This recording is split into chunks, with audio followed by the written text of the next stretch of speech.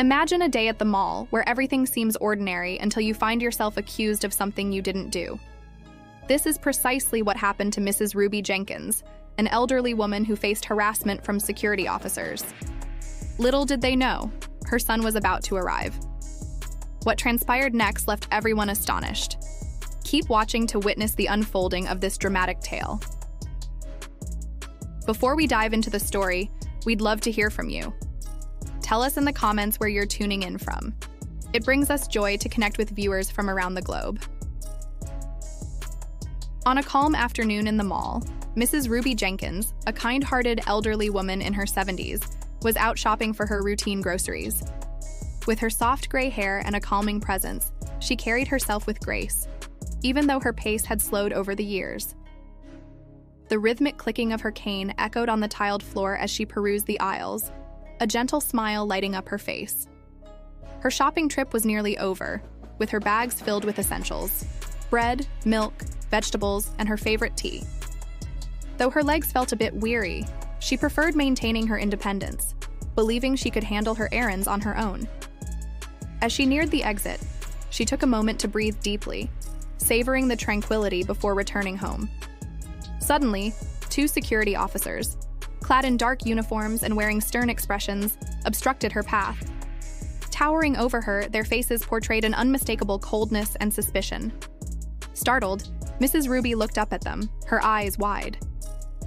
"Ma'am, we need to talk to you," one officer said in a low, accusatory voice, crossing his arms to block her exit. Mrs. Ruby blinked, confusion filling her thoughts. "Is something wrong?" she asked softly, her heart beginning to race. "We've received reports that you were shoplifting," the other officer interjected sharply, his tone harsh as if he were already convinced of her guilt. The accusation stung, and Mrs. Ruby's smile faded. "Shoplifting? Me?" Her heart raced faster. Clutching the handle of her cane tighter, she replied, "No, sir. I paid for everything." With trembling hands, she reached into her bag, striving to retrieve her receipt. She found it and held it up, but the officers didn't even glance at it. "We need you to come with us," the first officer stated firmly, disregarding her attempt to prove her innocence. Mrs. Ruby felt her stomach twist in knots, her mind racing with confusion. Why wouldn't they just check her receipt? She had always been so careful, doing everything right. Why were they treating her like this? "But I didn't steal anything," she pleaded, her voice now shaking. Panic surged within her chest. They weren't listening. Without warning, one officer seized her arm, the sudden grip causing her to flinch and nearly drop her cane. "Let go!" she exclaimed, struggling against him as he dragged her toward the back of the store. Her heart pounded in her ears. Disbelief at the situation overwhelmed her. She tried to break free, but the officer's grip was too strong. "Please," she begged, "I haven't done anything wrong."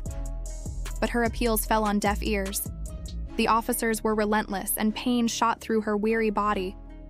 She cast desperate glances around the mall, hoping someone would help her. People watched but did not intervene.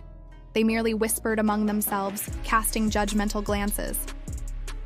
Feeling utterly alone, tears began to fill her eyes. She had never been in trouble before, never raised her voice to anyone. Now she was being dragged through the mall like a criminal, a humiliating and terrifying experience. Her breath quickened, and her vision blurred as tears overflowed her eyes.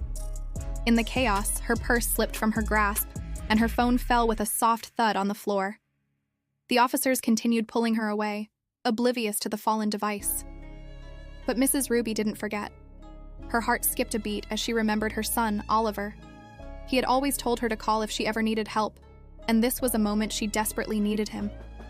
With shaking hands, she bent down and grasped her phone, fumbling to unlock it. Despite the officer's force, she managed to dial her son's number. The phone rang once, then twice, before she heard his familiar voice. "Mom?" Oliver's deep voice resonated through the line. Mrs. Ruby's voice trembled as she whispered desperately, "Oliver, please come. They're hurting me. I don't know what to do." Tears streamed down her face, but Oliver understood. "I'm coming, Mom. Hold on," he assured her. Within minutes, he arrived at the mall, his heart racing as he rushed inside. Scanning the area, he spotted her, his mother, being manhandled by 2 security officers near the back of a store. The sight struck him like a punch to the gut. His small, fragile mother was caught between 2 burly men, tears streaking down her face as they pulled her towards a back room as if she were a criminal. His heart thundered with a mix of rage and sorrow. This was his sweet mother, who had never harmed anyone, being treated in such a demeaning manner. A fire ignited within him, but he forced himself to remain calm. In high-pressure situations, maintaining composure was crucial, but his heart screamed in outrage. "Mom!" Oliver called, his voice deep and steady, though it took everything he had to sound composed. Recognizing her son's voice, Mrs. Ruby looked up, her tear-filled eyes widening with relief. "Oliver," she whispered, her voice cracking. With determination, Oliver walked directly up to the officers, his chest rising and falling with each controlled breath. His presence alone commanded the attention of the surrounding crowd, but the officers remained unbothered. "This is none of your business, sir," one officer barked, glaring at him as though he were just another angry bystander. "Step back, or we'll have to take action." Oliver gritted his teeth, a surge of anger bubbling beneath the surface. He narrowed his dark eyes at the officer, his voice steady but authoritative. "This is my business. That's my mother." The officer blinked, momentarily thrown off by the authority in Oliver's voice. However, instead of backing down, he tightened his grip on Mrs. Ruby's arm, as if to assert his power. Oliver's hands balled into fists at his sides. He yearned to knock the officer's hand off his mother, but knew he needed to handle the situation carefully. "Your mother?" the other officer scoffed. "Doesn't matter, she's suspected of theft and we're taking her to the back to deal with it. Unless you want to get involved in this mess, I suggest you leave." The fire inside Oliver roared even louder, but he kept his voice even. "She's done nothing wrong. You can check her receipt, but before you proceed, you need to let go of her." The officers exchanged glances, growing defensive. The first officer took a step toward Oliver, puffing up his chest, unaware of who he was confronting. "You need to back off now, sir, or we'll have to call the police." Oliver couldn't help but smirk at the absurdity of the situation. "Call the police," he replied. The officer hesitated, unsure how to respond to Oliver's calm confidence. Instead of retreating, he tried to further intimidate him. "I don't think you realize how serious this is. If you interfere, we'll have you arrested too." At this, Oliver's patience began to wear thin. He reached into his jacket and displayed his badge to the officers. "I'm Captain Oliver Johnson from the 15th Precinct," he declared, his voice icy. "You will release my mother." Both officers froze, their eyes widening in disbelief. It was as if the ground had shifted beneath them. They stuttered, scrambling for words, their faces paling as they processed the reality. This was not just any man. He was a police captain with authority over them.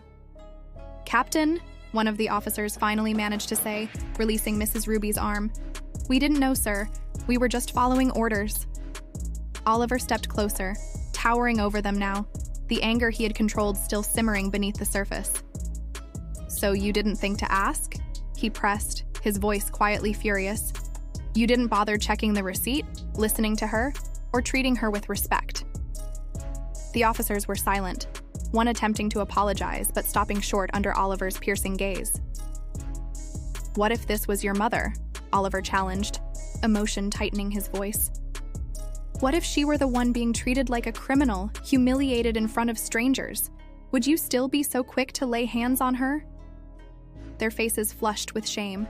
The officers had no response. They recognized their wrongdoing. Turning to his mother, Oliver's expression softened as he gently held her hand. "Are you okay, Mom?" he asked, concern flooding his voice.